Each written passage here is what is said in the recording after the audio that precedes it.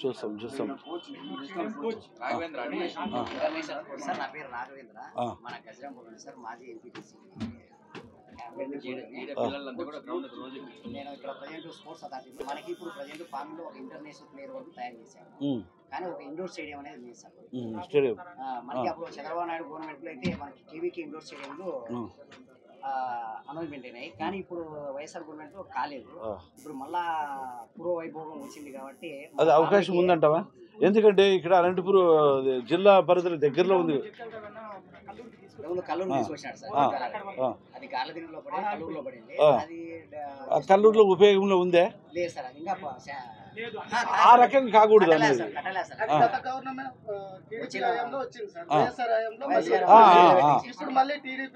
వచ్చింది. వాడుకోవచ్చు. కానీ సార్ మనకి మన హైవే ప్రజెంట్ ప్రభుత్వ జూనియర్ కళాశాలలో ఆవరణలో మంచి ప్లేస్ ఉంది సార్. అది 11 ఎకరాలు. ఆ బైపాస్ అవుతులో 3.5 ఎకరా ఉంది. నీ పేరు? నా పేరు రాఘవేంద్ర సార్. రాఘవేంద్ర, ఇప్పుడు కల్లూరు దగ్గర ఉందని మీరు అంటున్నారు స్టేడియంది. ఒకవేళ అది పూర్తిగా లేదు, మన కన్సర్ట్లో లేదని అనుకుంటే ఇక్కడికి నేను మాకు అవకాశం కల్పించాను అని అడుగుతా. ఒకవేళ నేను అడిగినప్పుడు లేదు సార్ అక్కడ కల్లూరు దగ్గరలోనే ఇంటర్ స్టేడియం తెరిపిస్తున్నాము సింగనమలకి అంటే కానీ డిస్టెన్స్ మరి 2 కిలోమీటర్కి వాళ్ళే మనం ఆడదంటారా వేరే తాలూకా వాళ్ళు? ఒకవేళ ప్రభుత్వానికి ఏమైనా బర్డన్ ఎక్కువ అవుతుంది, ఎందుకు 2 కిలోమీటర్స్లోనే ఎందుకు ఇబ్బంది అని ఒకవేళ ఆ రకంగా అంటే ఇస్తానంటే తీసుకొచ్చేదానికి నేను గ్యారెంటీ నా సాయం చేస్తాను.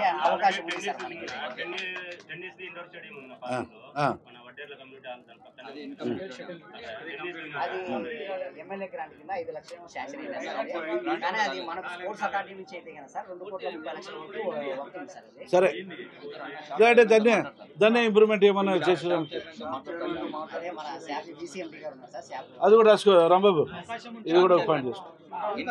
ఉదయం 6 గంటల నుంచి 7 గంటల వరకే సార్. మళ్ళీ పిల్లలు స్కూల్కి వెళ్ళిపోతారు కాబట్టి దాని కొరకు మళ్ళీ అంత దూరం కల్లూరుకు పోయడానికి రావడానికి ప్రయాణ ఖర్చులు అవన్నీ కూడా ఇబ్బంది అవుతుంది. ఇంకోటి ఏంటంటే మన కాన్స్టిట్యూన్సీ కాదు, మా ఎమ్మెల్యే చేశాడు మన మండలంలో ప్రధాన కారణం డిగ్రీ కాలేజ్.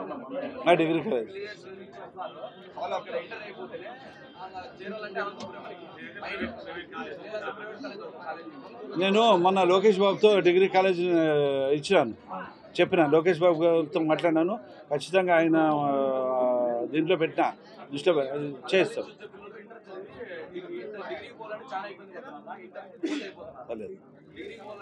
మన అసెంబ్లీ సమావేశం ముందు ఇవన్నీ నేను రెడీ చేసుకొని ఏ పాముడికి ఏం కావాలా, గుంటకల్లికి ఏం కావాలా, గుత్తికి ఏం కావాలా అన్నీ తీసేసుకొని ఆ సంబంధిత మంత్రి శాఖకి అన్నీ ఇచ్చేస్తాం.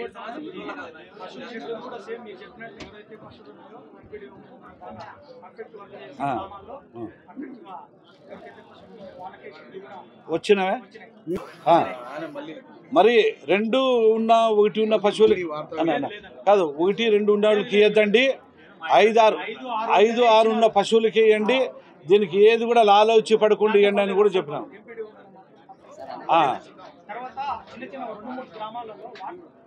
ఇంకొకటి ఎంపీడీ మేడం బాధతోనా మీరు ఆమె అభివృద్ధి చేస్తుందని చెప్పేసి కాదు తీసుకొచ్చి ప్రజలు కావచ్చు అందరూ కూడా భాగస్వాములు అయితేనే ఏదైనా అభివృద్ధి అవుతుందనే దానికి కూడా ముందుగా మీడియా సోదరులు గుర్తించుకోవాలని చెప్పి మనస్ఫూర్తిగా కోరుకుంటూ,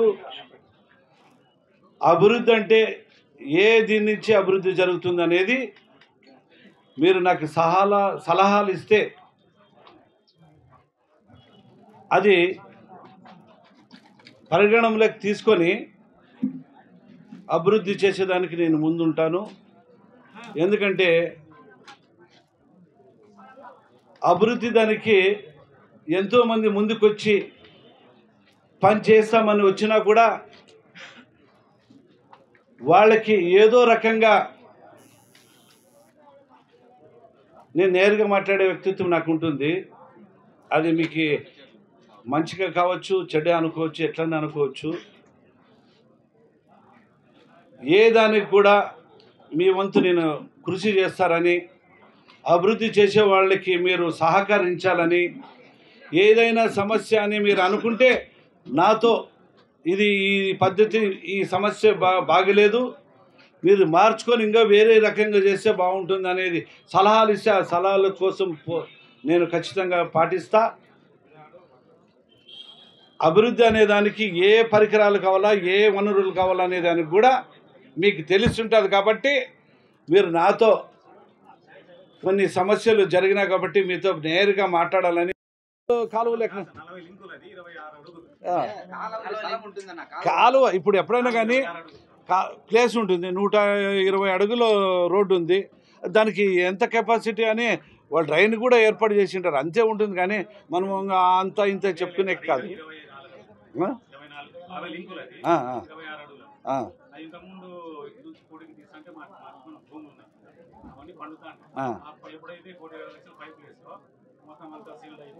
ఇప్పుడు ఇది ఆ సమస్య లేకున్నట్ల కిందికే డ్రైన్లో పూర్తిగా డెత్లో కూడా పోయింది. ఆ డెత్ తీసుకుంటే ఆటోమేటిక్గా నాకు తెలియంగా ఇప్పుడున్న ఈ పాముడికి సంబంధించిన మురికి కాలువ అది పూర్తిగా ఇబ్బంది లేకున్నట్లు పోతుంది అనేది నా అభిప్రాయం. నాకు కూడా అనిపిస్తుంది పూర్తిగా ఇది కాకున్నట్ల. ఇప్పుడు మధ్యలో ఒకటి వచ్చింది, సేమ్ అదే లింక్తోనే పోతుంది తీసేదానికి. అది చూసినాం ఈరోజు. ఆ కాలనీ వాసులు కూడా చాలా ఇబ్బంది పడుతుంటే దాన్ని ఒక్కొక్కటి స్టెప్ బై స్టెప్ చూస్తూ ఆ లాస్ట్ వరకు నెహ్రూ కాలనీ కదా మీరు చెప్పాను, నెహ్రూ కాలనీలో ఉంది. ఆ నెహ్రూ కాలనీ కూడా నేను పోయి చేసి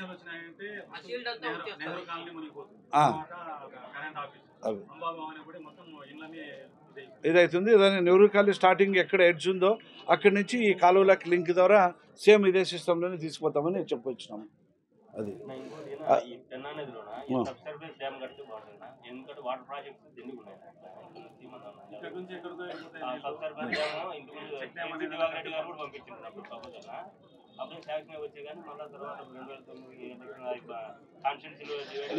అది కడితే 30 గ్రామాలు అవుతావా?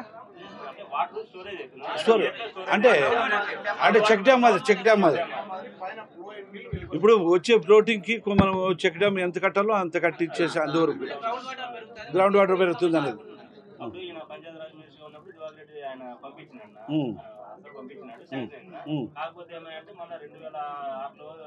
ఈ పెన్నా నదికే యాడ కడితే ఇది ఉంటుంది ఏమన్నా?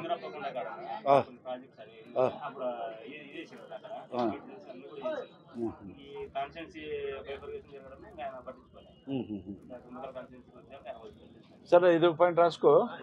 ఏమన్నా అవకాశం ఉంది? నగర పంచాయతీ అయితేనే వాటర్ సమస్య పెద్దది. పంచాయతీ నగర పంచాయతీ అయిందంటేనే మళ్ళీ ట్యాంకర్లు అవి సత్యసాయి వాటర్ సబ్సిడీగా పామిడికి ఇస్తూ కిందికి తీసుకుపోయే. అదే ఇప్పుడు ఐఏబి వర్క్ 173 crores దీనికి సంబంధించిందే కదా. నేను ఆల్రెడీగా ఇది ఎస్టిమేషన్స్ కూడా నేను పంపించినాను మొత్తం అంతా ఆ పైప్ లైన్ ద్వారా.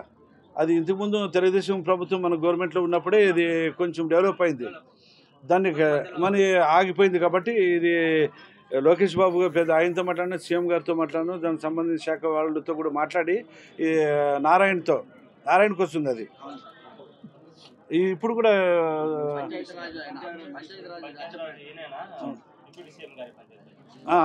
కాదు డిప్యూటీ సీఎంకి ఇచ్చినాను. ఇంతకుముందు ఉన్నింది ఆయనే ఉన్నింది, నారాయణ ఉండేది. ఆయనతో కూడా దీన్ని మాట్లాడినా, అప్పుడు మీరు చేసినారు కదా దీన్ని ఏ విధంగా అని కూడా చెప్పి మాట్లాడినాను. ఇది ఖచ్చితంగా చేస్తామని చెప్పి కూడా చెప్పినారు. మాట ఇచ్చిన మన ఈ టైంలో అవుతుందని నేను. అవునవును అవును. నందు ప్రజలందరికీ ఒక విజ్ఞప్తి, మీడియా సమావేశం ముందు వాళ్ళు అడిగే క్వశ్చన్ అనుకోవచ్చు, నా ఆన్సర్ అనుకోవచ్చు. ఖచ్చితంగా 2 కిలోమీటర్లు దాదాపుగా నడుస్తూ చుట్టుపక్కల ఉన్న ఇళ్ళకి ఇబ్బంది కలిగిపోకున్నట్లు ఆ ప్రజలకి వేరే దగ్గర స్థలాలు కేటాయించిన తర్వాత డెమాలిష్ చేసి పూర్తి రోడ్డు విస్తరణ చేయిస్తానని చెప్పి మనస్ఫూర్తిగా నేను చెప్తున్నా. ఖచ్చితంగా ఏదైనా చేసి చూపిస్తానని చెప్పేసి నేను చెప్తున్నా. చూసినారే కానీ నేను ఒక పెద్ద భూస్వామి పెద్ద అనేది నన్ను చూడలే. ఎందుకంటే మేమందరూ ఒకే గుమ్మనూరు అన్ని కాలనీల దగ్గర ఎస్సీలు ఉన్నారు, బీసీలు ఉన్నారు, మేము ఉన్నాం, అంతే. అందరూ కలిసే ఒక అన్నదమ్ములకి ఉన్నాం. కానీ నాకు ఆ కులము ఈ కులం లేదు, అందరూ సమానత్వమే. కొంతమంది ఎస్సీలని దూరం పెడతాడు, ఇంకొక దూరం పెడతాడు అనేది అది వాళ్ళ మూర్ఖత్వానికి వదిలేసింది. నేను ప్రేమించినట్ల ఏ నాయకుడు కూడా ప్రేమించలేడు, ఎవరితో కూడా కాదు. నా సర్వీసు ఇప్పుడు ఆలూరు తాలూకాలో ఏమంటున్నారంటే, అన్నా మాకు దేవుడిని మేము పోగొట్టుకున్నాము అనే మాట వాళ్ళు అంటున్నారు. ఆ సర్వీస్ లేక చాలా ఇబ్బంది పడుతున్నారు. నేను చేసిన సర్వీసింగ్ ఎవరు చేయలే. ఎందుకంటే ఎంతోమంది ఎమ్మెల్యే దగ్గర పోతే అన్న పండుకున్నాడు, అన్న పూజ చేస్తున్నాడు, అన్న భోజనం చేస్తున్నాడు, అన్న ఇది ఉంటా. కానీ నేను ఎన్నోసార్లు ఎంతోమంది వచ్చినారు, పనితో కూడా వచ్చి రాండి మీ పని చేసుకోకుండా అంటూ. కాబట్టి నాకు ఆ కులం ఈ కులం లేదు, అంత సమానమే. అది ఏదైనా ఎవరన్నా రెచ్చగొట్టే కులాలు రెచ్చగొడితే అది మంచి పద్ధతి కాదని కూడా మరొకసారి వాళ్ళకి చెప్పేవాళ్ళు ఎవరు అనుకుంటారో. నేను మొన్న కమ్యూనిటీ మీరు ఉన్నారు కదా, ఒక రేషన్ షాప్ కానీ, ఒక స్టోర్ కానీ, ఒక ఫీల్డ్ అసిస్టెంట్ కానీ, ఏ కులాలు ఉన్నాయి ఆ కులాలు ఇది చేసుకోండి, ఈ కులాలు చేసుకోండి అని అందరికి సమానత్వమే చేసినాను. కానీ నేను ఒక కులం పైన పోలే. నేను కూడా ఒక్క రూపాయి కూడా ఆశపడుకోకున్నట్ల ఫ్రీగా వాళ్ళందరూ మీరు చేసుకోండి అని చెప్పిన. ఇంకా ఇంటికిన చేసే మరి కష్టపడినాడు. మరి ఇట్లాంటివన్నీ మాకు ఉండేటప్పుడు మీరు కూడా మీడియా సోదరులు అందరూ కూడా మరి ప్రత్యేకంగా ధన్యవాదాలు. మీ అందరికీ నమస్కారం. ఏదైనా ఉంటే నేరుగా నన్ను అడగండి, రాయి ఎక్కువ ముందు.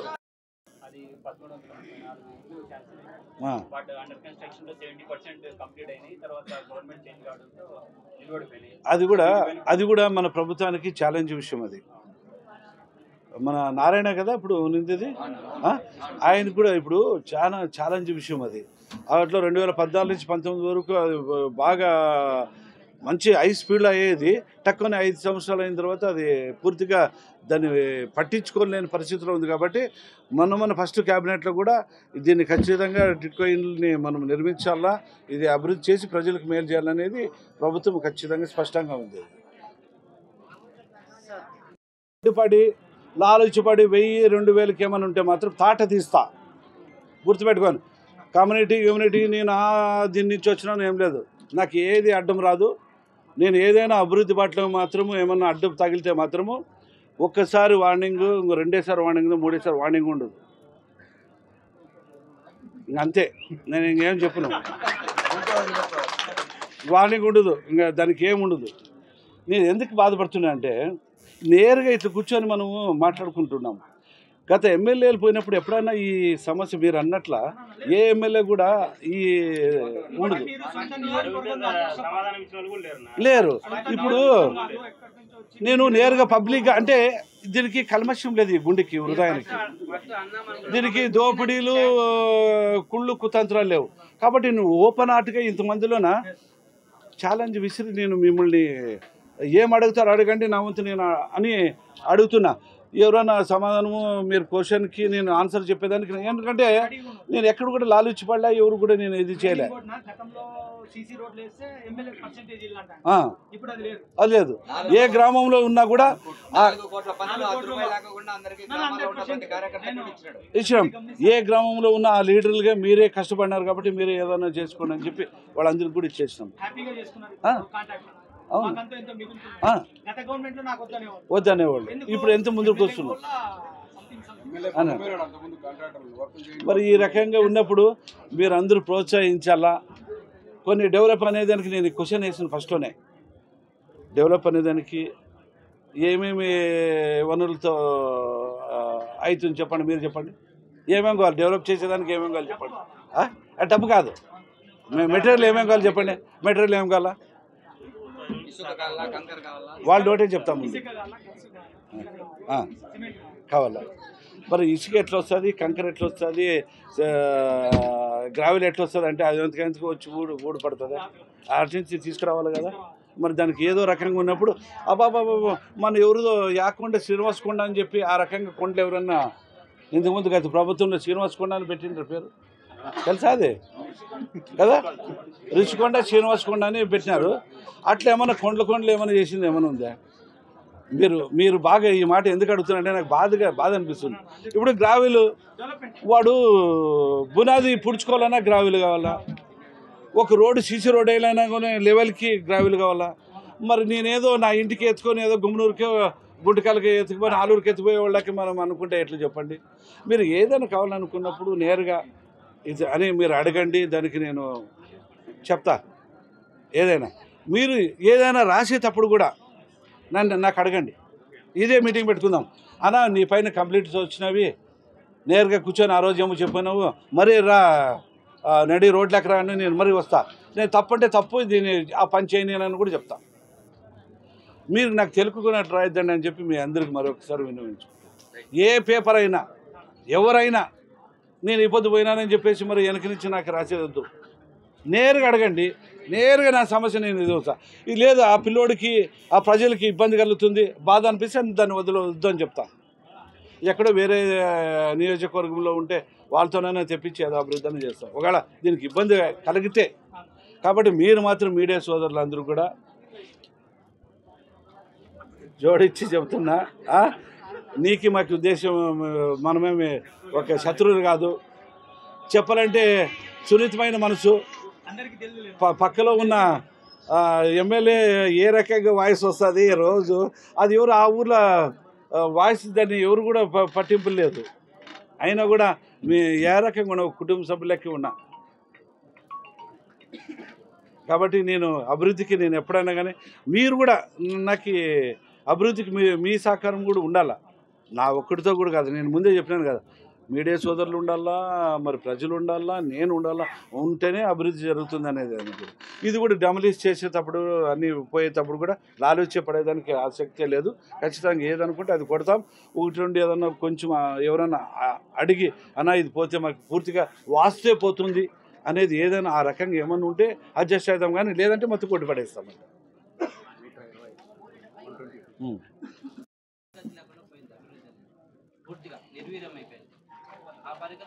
ఎప్పుడు ఎన్ని సంవత్సరం అంటారు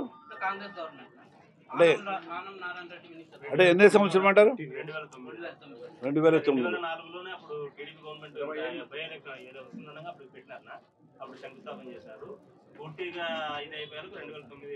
ఏమిటికి అది ఏమది? టెక్స్టైల్ పార్క్ అని హ్యాండ్లూమ్.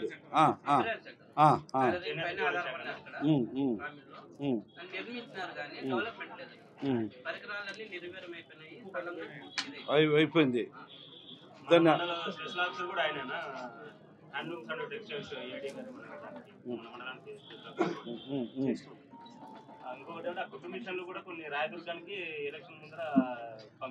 ఇక్కడి నుంచి అక్కడికి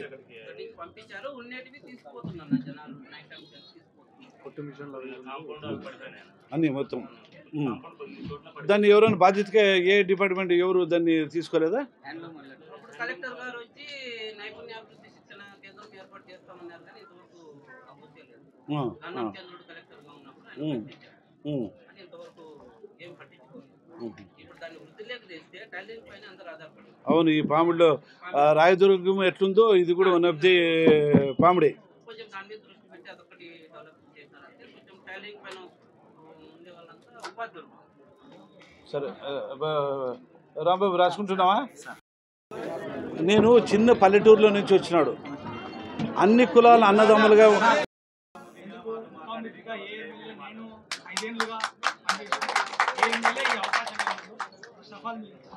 ఫస్ట్ మీరు ఇక్కడ ఒక గొప్ప పని చేసింది ఏంటంటే నోట్ పెట్టి ఏ ఎమ్మెల్యే చేయలేదు.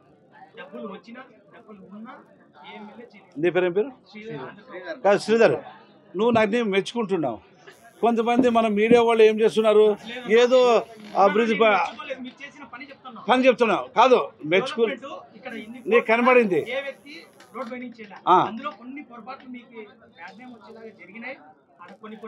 అంటే కొంతమంది నేను ఏమంటానంటే కొంతమందికి లాలుచిపడి ఏదో నేను కొంచెం ఏదో కటింగ్ చేయకున్నట్లా అది అని అంటున్నారు. మరి అది ఎందుకంటారు అనేది నాకు తెలియదు. ఎవరైతే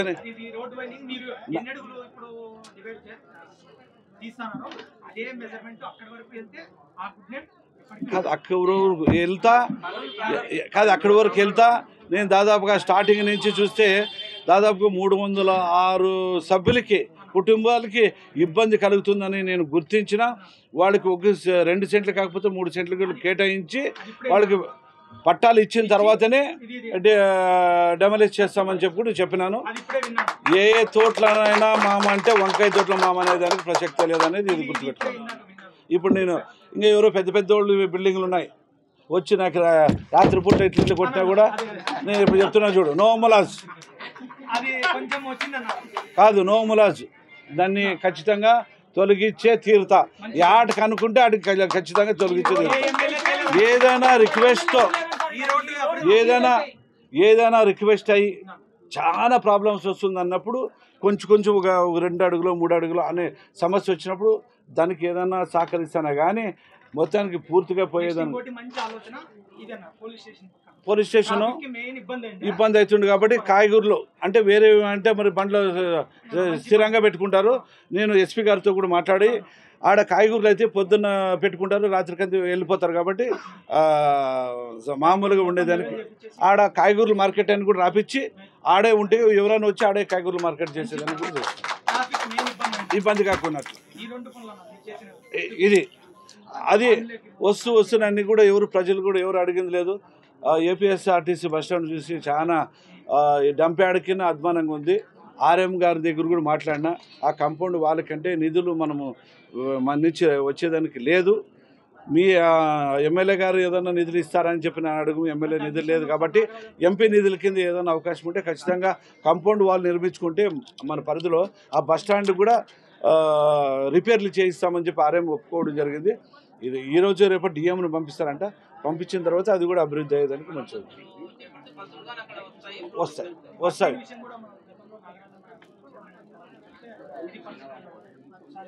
లేదు చెప్పిన ఈరోజు